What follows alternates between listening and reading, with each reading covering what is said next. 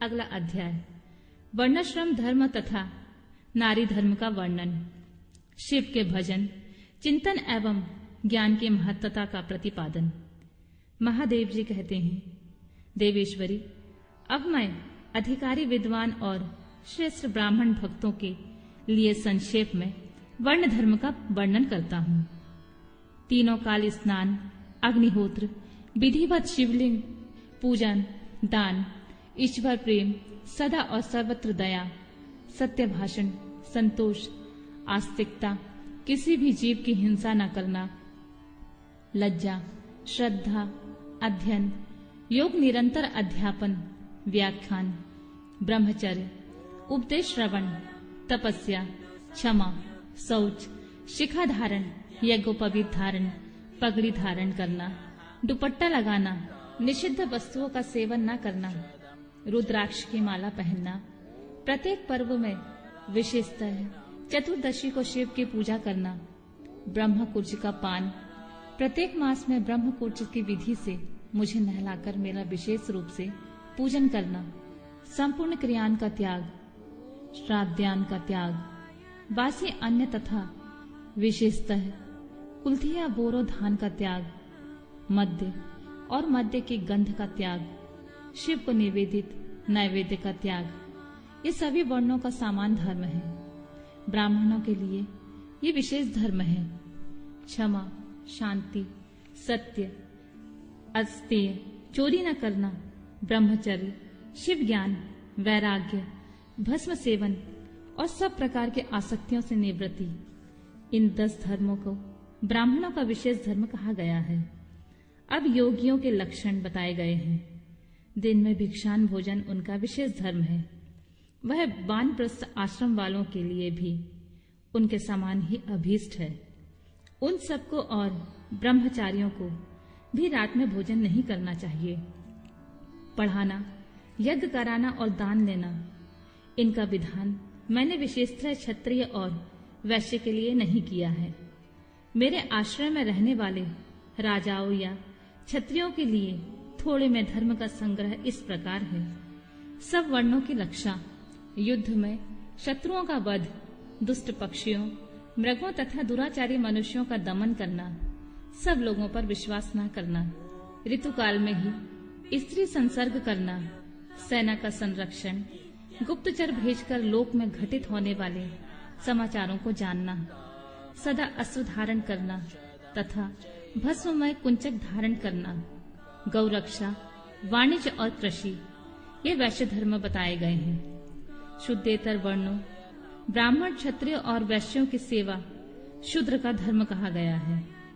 बाग लगाना, मेरे तीर्थ की यात्रा करना तथा अपनी धर्म पत्नी के साथ ही समागम करना गृहस्थ के लिए विहित धर्म है। वनवासियों, यतियों और ब्रह्मचारियों के लिए ब्रह्मचर्य का पालन मुख्य धर्म है। स्त्रियों के लिए पति की सेवा ही सनातन धर्म है, दूसरा नहीं। कल्याणी, यदि पति की आज्ञा हो तो नारी मेरा पूजन भी कर सकती है।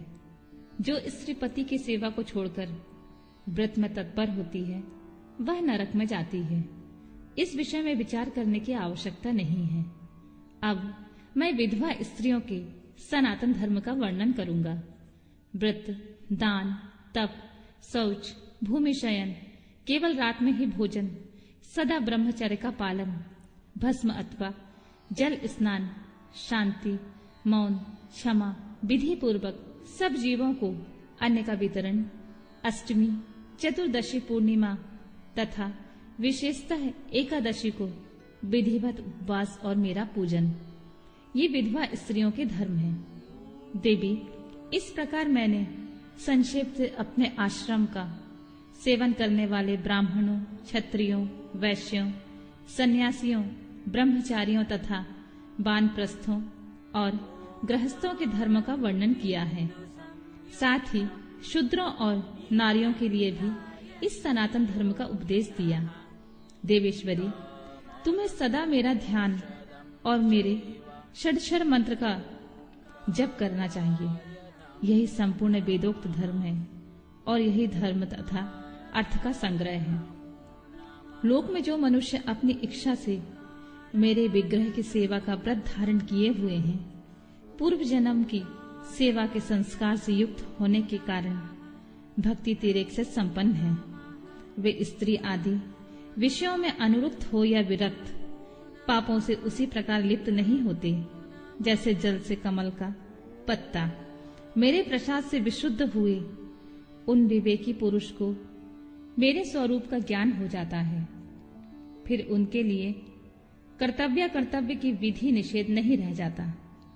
समाधि तथा शरणागति भी आवश्यक नहीं रहती। जैसे मेरे लिए कोई विधि निषेध नहीं है, वैसे ही उनके लिए भी नहीं होती है।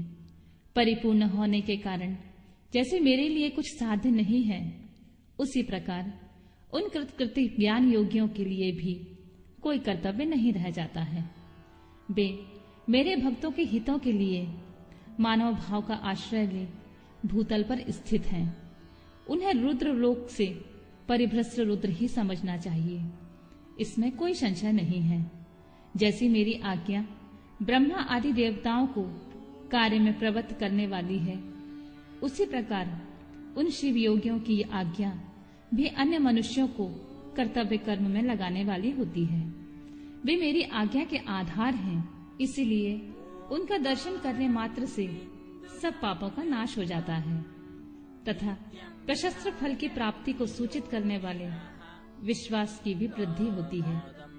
जिन पुरुषों का मुझ में अनुराग है, उन्हें उन बातों का भी ज्ञान हो जाता है जो पहले कभी उनके देखने सुनने या अनुभव में नहीं आई होती हैं। उनमें अकस्मात कंप, खेद, अश्रुपात, कंठ में स्विकार तथा आनंद आदि भावों का बारंबार उदय होने लगता है।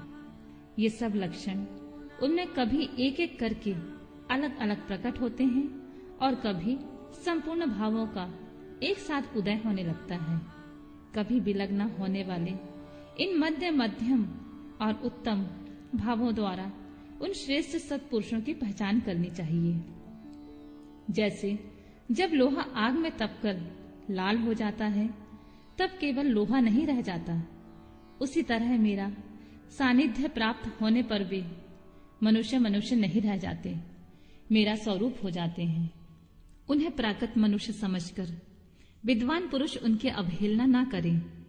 जो मूढ़चित मानव उनके प्रति अवहेलना करते हैं, वे अपने आयु, लक्ष्मी, कुल और शील को त्याग कर नरक में गिरते हैं। अथवा बहुत कहने से क्या लाभ, जिस किसी भी उपाय से मुझ में चित्त लगाना कल्याण की प्राप्ति का एकमात्र साधन है। उपमन्यु कहते हैं, इस प्रकार परमात्मा श्री कंठनाथ शिव ने तीनों लोकों के हित के लिए ज्ञान के सारभूत अर्थ का संग्रह प्रकट किया है। संपूर्ण वेद शास्त्र, इतिहास, पुराण और विद्याएं इस विज्ञान संग्रह की ही विस्तृत व्याख्याएं हैं। ज्ञान, ज्ञेय, अनुष्ठेय, अधिकार, साधन और साध्य, इन 6 अर्थों का ही यह संक्षिप्त संग्रह बताया गया है। श्री कृष्ण जो शिव और शिवा संबंधी ज्ञानामृत से तृप्त है और उनकी भक्ति से संपन्न है, उसके लिए बाहर भीतर कुछ भी कर्तव्य शेष नहीं है। इसीलिए क्रमशः बाहर और आभ्यंतर कर्म को त्याग कर ज्ञान से ज्ञेय का साक्षात्कार करके फिर उसी साधन भूत ज्ञान को भी त्याग दें। यदि चित्त शिव में एकाग्र नहीं है तो कर्म करने से भी क्या लाभ, और यदि चित्त एकाग्र ही है तो कर्म करने की क्या आवश्यकता है।